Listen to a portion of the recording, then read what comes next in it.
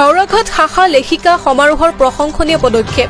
সমাজত ৰঘুমলাৰ দৰে শিপাই যোৱা নিচাসক্ত সামগ্ৰীয়ে জটিল ৰূপ ধাৰণ কৰাৰ সময়ত হাওৰাঘাট শংকৰদেৱ বিদ্যা নিকেতনৰ অটল টিংকাৰিং লেবত হাওৰাঘাটৰ সমাজ জীৱনৰ সৈতে সম্পৃক্ত বিভিন্ন অনুষ্ঠান প্ৰতিষ্ঠানৰ বিষয়ববীয়াৰ উপস্থিতিত এখনি আলোচনা চক্ৰ অনুষ্ঠিত হয়।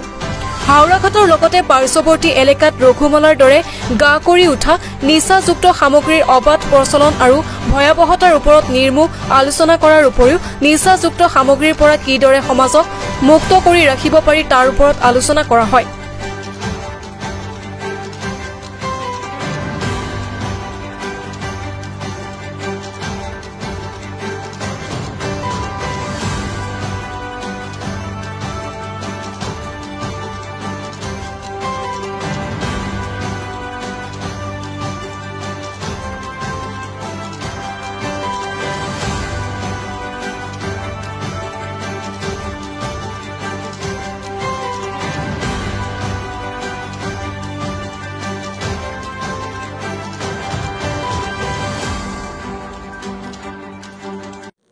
আমি সমূহীয়া প্ৰচেষ্টাৰে এক নিৰ্মূল কৰিবলৈ আগবাঢ়িব লাগিব।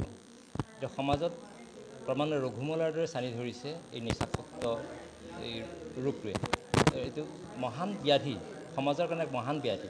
এই মহান ব্যাধিটোক প্ৰতিহত কৰিবৰ কাৰণে প্ৰতিজন নাগৰিকেই ইয়াত আগস্থান দিব লাগিব, আগভাগ ল'ব লাগিব।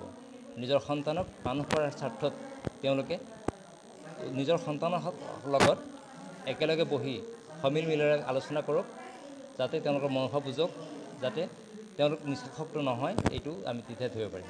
চৰকাৰৰ কিবা কৰণীয় আছে নিশ্চয়? চৰকাৰৰ কৰণীয় নিশ্চয় আছে আৰু চৰকাৰে এইটো ক্ষেত্ৰত বহুখিনি কৰিছে। নহ'লে চৰকাৰে যদি উচিত পদক্ষেপ নোলোৱাহেঁতেন গোটেই ভাৰতবৰ্ষই তাৰ অসম নিচাৰে মানে চানি ধৰিলেহেঁতেন। হিমন্ত বিশ্ব শৰ্মাই যিটো নিচা প্ৰতি যিটো হেৰি কৰিছে, ব্যৱস্থা গ্ৰহণ কৰিছে, তাৰ কাৰণে বহু ঠাইত নিচা ধৰি জ্বলাই দিয়া হৈছে, দহন কৰা হৈছে। তাৰ পাছতো এতিয়া যিটো নিচাৰ প্ৰাদুৰ্ভাৱ ঘটি আছে, সমাজখন সঁচাকৈ কলুষিত কৰি তুলিছে। গতিকে ইয়াত আমাৰ সমাজ ব্যৱস্থাই, আমি সমাজ আগবাঢ়ি আহিব লাগিব, সচেতন নাগৰিক আগবাঢ়ি আহিব লাগিব।